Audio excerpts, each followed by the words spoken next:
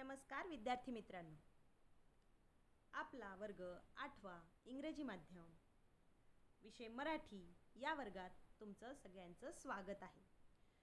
मी तुमची विषय शिक्षिका प्रतिमा इंदूरकर।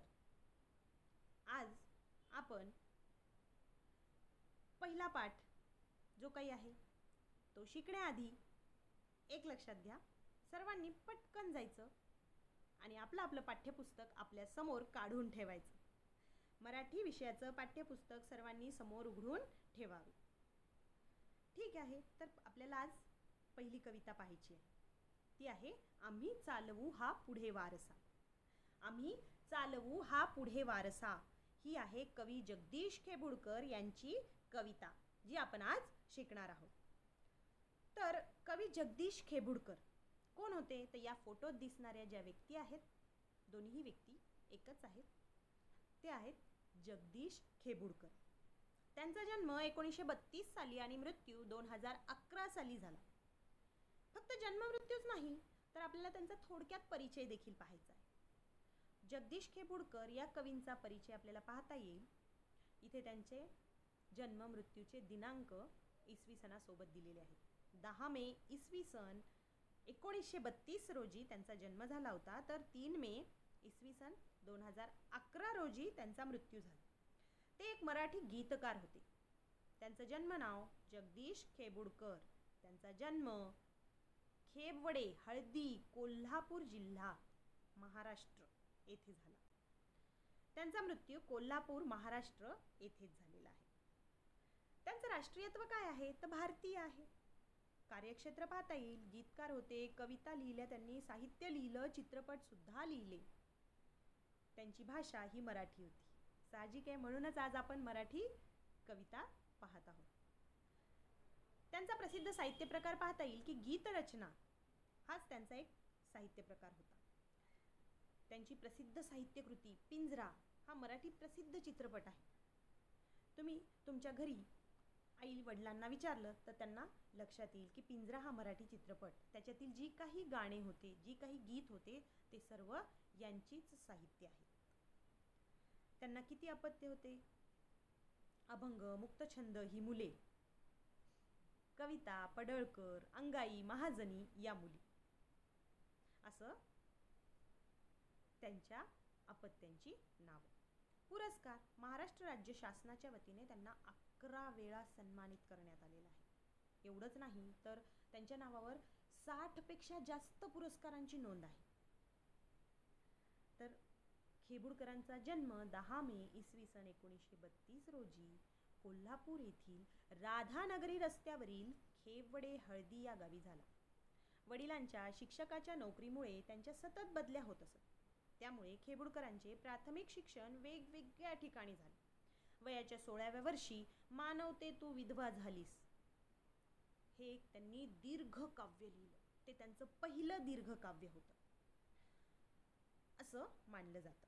महात्मा गांधींच्या खुनानंतर जेव्हा त्यांचे घर जाळले गेले, त्या घराच्या राखेचा ढिगारा पाहून हे काव्य त्यांना सुचले। त्यानंतरच त्यांचा कवी आणि गीतकार म्हणून प्रवास सुरू झाला। लोकसंगीत, पोवाडा, अभंग, ओवी अशा विविध काव्य प्रकारांमध्ये त्यांनी रचना केल्या। जगदीश खेबुडकर हे पेशाने म्हणजेच व्यवसायाने शिक्षक होते। त्यांनी आपल्या कारकिर्दीत 3500 कविता व 2500पेक्षा अधिक गीते सुद्धा लिहिली। सुधीर फडके, पंडित भीमसेन जोशी, वसंतराव देशपांडे, प्रभाकर कारेकर यांच्यापासून ते अलीकडच्या सोनू निगमपर्यंत सर्वच नामांकित गायकांनी त्यांची गीते गायलेली आहेत। संत एकनाथांच्या रचनांचा त्यांच्यावर प्रभाव होता। भा. तांबे, कुसुमाग्रज, बाभ बोरकर, बासी मर्डेकर या थोर कवींचा प्रभाव आपल्यावर असल्याचे खेबुडकर मानत असत।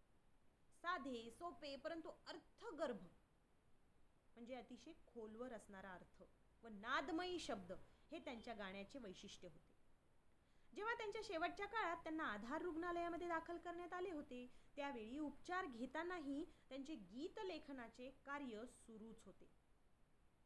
तर अशा प्रकारे आपण जगदीश खेबुडकरांचा थोडक्यात परिचय पाहिला।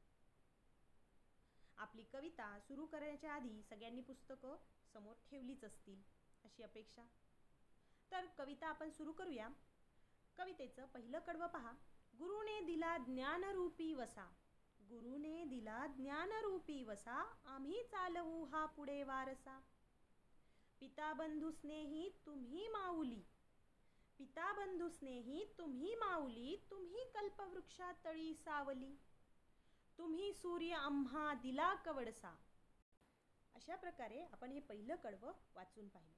हे तुम्ही वाचायचं, म्हणायचं आणि नीट नोंदवूनही ठेवायचं.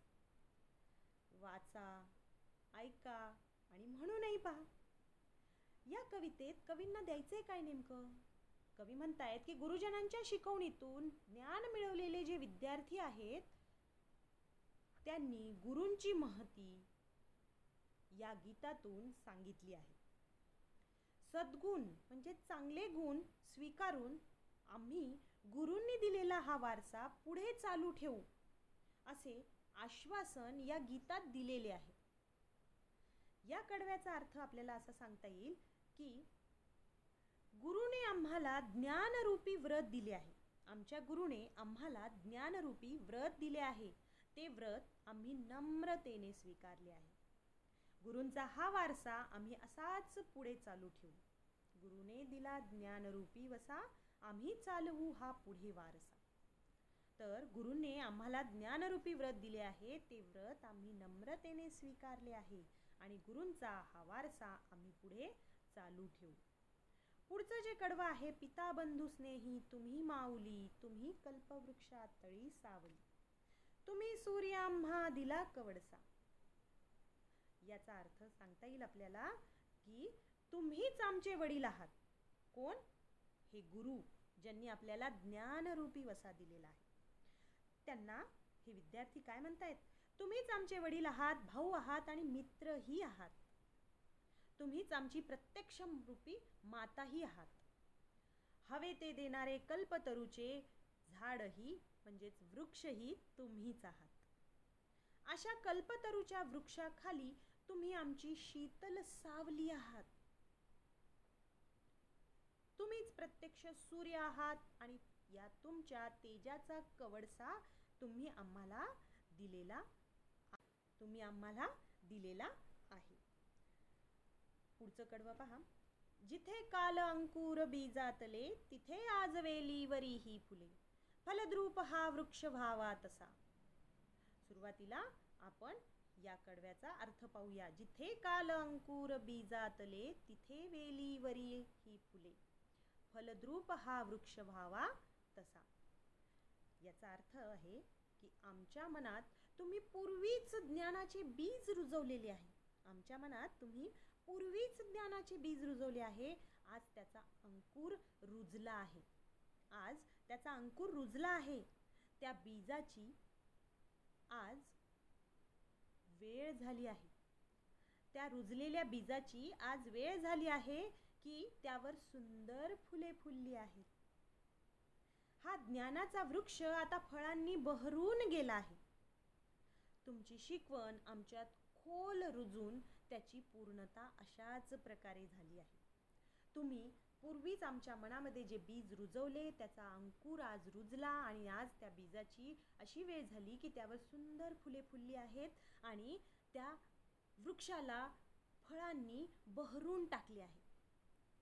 ही तुमची शिकवण आमच्यात आज खोल रुजून त्याची पूर्णता झाली आहे असं इथे गुरूंना म्हटलं गेलं आहे.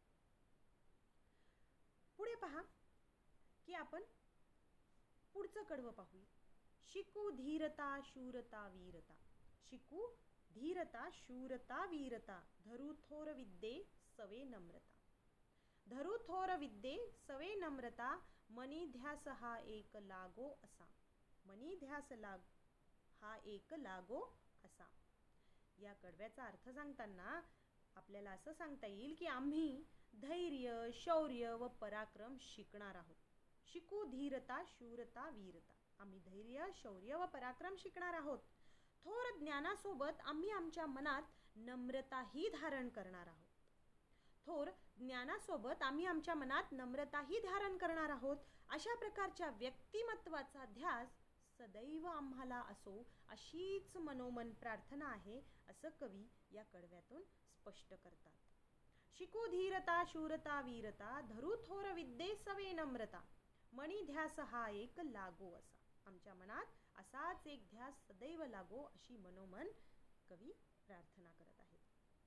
पुढे कवी म्हणतात की जरी दुष्ट कोणी करू शासन, गुणी सज्जनांचे करू पालन, मणी मानसी हाच आहे ठसा. कोणी जर दुष्टपणाने वागत असेल ना, तर त्या दुष्ट माणसाला आम्ही शिक्षा देऊ आणि गुणवंत सज्जन व्यक्तीच्या कृतींचे आम्ही पालन करू. जे गुणी आहेत, चांगले वागतात, चांगले विचार ठेवतात, त्यांच्या कृतींचं आम्ही पालन करू. आमच्या अंतर्मनात आम्ही याची खूणगाठ बांधून ठेवू, असं कवी या कडव्यावरून स्पष्ट करतात. पुढचं कडवं पाहायचं तर लक्षात येईल आपल्याला. कवी म्हणतात, तुझी त्याग सेवा फळा ये अशी, तुझी त्याग सेवा फळा ये अशी, तुझी कीर्ती राहील दाही दिशी, अगा पुण्यवंता भल्या मानसा, अगा पुण्यवंता भल्या मानसा. या कडव्याचा अर्थ सांगताना कवी म्हणतायत, गुरु तुमचा हा त्याग, तुमची सेवा धर्म वृत्ती यांची फलश्रुती झाली आहे. तुमचा हा त्याग व तुमची सेवा धर्म वृत्ती ही सफल झाली आहे. तुमची कीर्ती सदैव दाही दिशात पसरत राहील. गुरु तुम्ही पुण्यवान आणि कल्याणकारी व्यक्ती आहात, असं शेवटी कवी सांगतायत. आणि आज आपण ही कविता इथे शिकलो आहोत. तर या कवितेला नीट ऐकायचं, वाचायचं आणि म्हणायचं सुद्धा. तर ही कविता परत व्यवस्थित समजून घ्या. नाही समजली तर हा व्हिडिओ परत पहा, परत समजून घ्या. त्यावरचे प्रश्न उत्तर असतील, स्वाध्याय असतील, ते पुढच्या भागात आपण पाहूया. धन्यवाद.